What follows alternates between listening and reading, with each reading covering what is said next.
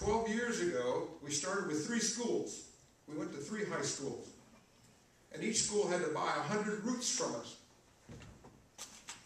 100 roots cost them $1 a piece. 100 apple roots.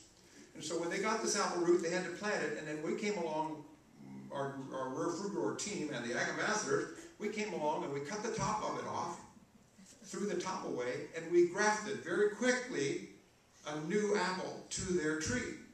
Well, we didn't do it. They did it. We taught them how to do it. We gave them a knife. Well, some of you are not laughing because you know knives are not allowed on campus anymore. We pass out knives to high school students. Many of them have never used a knife before in their life, except they carry one with them at night.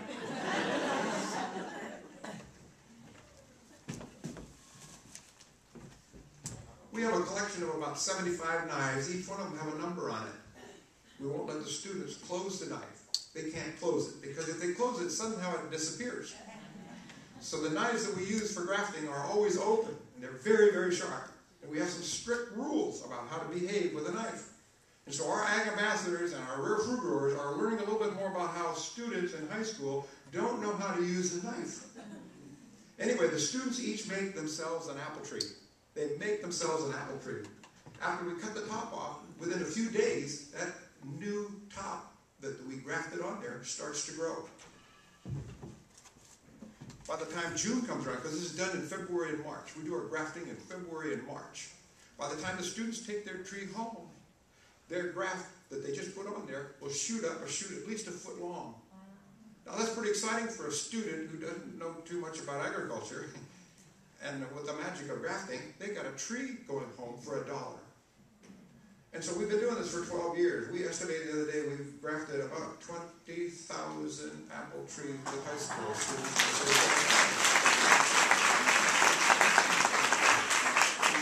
Now some of you apple growers who know much about apples, you don't like people to grow apples in their backyard because they don't take care of the pests. And those pests fly around, don't they, Bob? And they fly to the commercial orchard. So the commercial orchard guy has more trouble because we got homegrown apples. I don't want to go into that story. Anyway, we teach them a little bit more about apples. Now I'm going to kind of teach you how to eat an apple, because for the first time in a student's life, they get to pick an apple off their own tree. Not the first year, but the second year. So I'm going to show you a second-year tree now. This tree's been growing. This tree, these two apple trees I have in front of me have been growing since February. They were grafted in February. They didn't have an apple this year. They just tried to grow. And as you all know, it takes a lot of leaves to make a good apple. And that apple you have on the front of your table there is a pink lady apple. And we know that it takes 55 leaves. Are you writing this down? It takes 55 leaves in order to make one apple. You didn't know that, did you? Well, I just made that up. So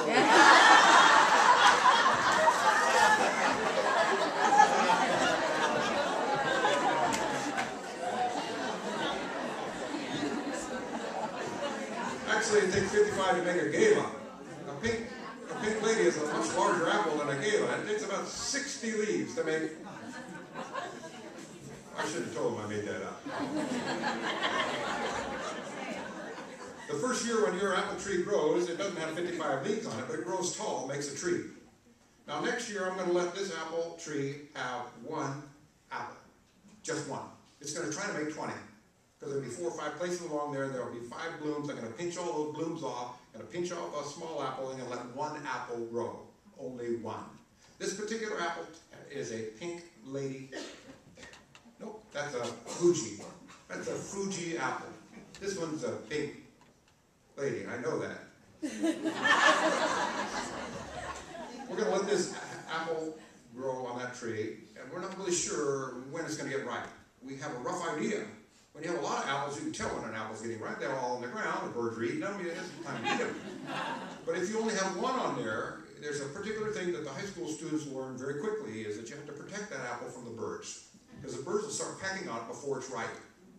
And so you must protect it. So we think that the Fuji apple in this county is going to get ripe during the month of October. We think. We don't know that for sure. So the one apple we have on there on October 1st, we're going to put a brown bag on it. Covered up for 2 or 3 reasons. one for the birds, 2 is for your family. They won't see it anymore. And every day when that student goes to school, every day in the morning, they're supposed to walk over to that bag and shake the bag just a little bit, gently. Shake it, shake it. And October 1st, 2nd, 3rd, the apple doesn't fall off. But on sometime in the middle of October, on October 12th, that apple's going to fall into the bag. Now that's a perfect day to eat the apple. That's the day it was supposed to let go of the tree and fall on the ground, but it fell in the bag. And so the students will shake it a little bit. They'll know it's ripe that day. They take it out of the bag, and they don't take it in the house. They don't put it in the refrigerator. They eat it. And it'll be the best tasting Fuji apple they've ever had in their life. First of all, they grew it. Number 2, they picked it on time instead of when somebody picked it in Sacramento 2 days ago or 4 days ago. It's a fresh, crisp apple that they grew, and they love it. Because we teach them how to eat it. Would you like to know how to eat your first apple? Say yes. Yes. Pick up your apple. Don't you dare take a bite of it. Is there an apple? Do you need one? No, this will work. No, I need one with a stem. This one will work. Perfect. When you pick up an apple, the first thing you do is you look at it. And I want you to look at the stem right now, and see if the stem is green. If the stem is brown, guess where it came from? Someplace else. If it's green, it probably came from California. Oh yeah, I just made that up too. Have you seen an apple that has a brown stem? Say yes. Yes. Sure, it was picked a long time ago. Was your apple picked recently? Say yes. Yes. Oh yeah, look at it. It's very fresh. Look at the very end of your stem. It's green. You know this apple is fresh. That's step 1. Look at the stem. Number 2, I want you to spin your apple around. Spin it around until you find the most beautiful spot on your apple. Usually the sun was hitting one side of the apple more than the other. Turn it to the sunny side, which is got some color to it. Most apples turn bright color when they got good sun on them. Turn it to the sunny side. Hold that sunny side in front of your face. Now polish it on your pant leg. It's an American tradition. You always polish an apple. Always. Because that's where you're going to bite. Polish the apple. Look at it again. Now before you bite into it, I want you to smell it. Do you smell anything? Some apples really have a fragrance. Some don't. Some do, some don't. You ought to look and you ought to smell before you bite. On the count of 3, I'm going to ask you to take a bite out of your apple where you polished it. You can polish it again if you want to. You're going to take a bite out of here, but I don't want you to chew the skin. So go ahead and take a bite when I tell you to. Not now. When I tell you to. Take a bite out of this apple, and I want you to very carefully separate the flesh, the inside part, from the skin. Don't chew the skin. I want you to chew the inside first, with your mouth open. When you taste things, you keep your mouth open and let some air come in, and you will taste the sugars in this apple. There's a lot of sugar in your apple that you will get if you keep the skin over to one side of your mouth. We're not going to be talking, we're going to be chewing. I want you to chew the inside of that apple flesh and taste the sugar those 55 leaves sent to this apple. Then after you've chewed about 5 or 6 times and you understand that this flavor is going to really make you feel sweet, then I want you to start mixing in some of the skin. The skin is where the acid is. The skin is where some flavor is. The skin is where all the vitamins are, the good stuff. So begin to mix that in and you'll notice the flavor picks up dramatically. It's not as sweet anymore. Now you have a little bit of a balance between the skin and the flesh. Are you ready? Say yes. Yes. I'd like to have the same apple you're having. We have extra here. There are a lot of people in the back who are just looking stupid. We have.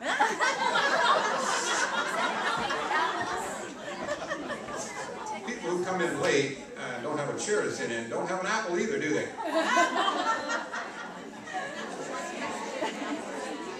Would you people that are standing up, please get a chair and get an apple? I hope you've been listening. Get your apple polished. Hurry up.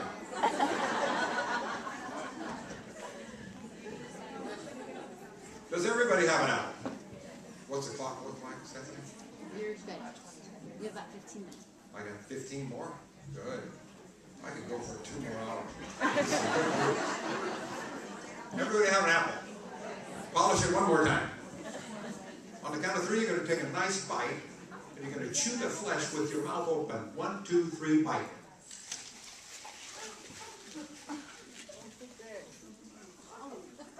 Open your mouth. Stop for a second. Think sugar. Think sugar. 55 leaves, sugar. Photosynthesis, you're getting sugar. You're getting sugar in your mouth right now. Chew some more. Does that taste good? I didn't hear you. Don't talk with your mouth full. All right, time to bring some skin in. Is the skin sweet? Say no. No, skin's not sweet. My neighbors peel their apples before they eat them. How do you spell dumb? D-U-M-M.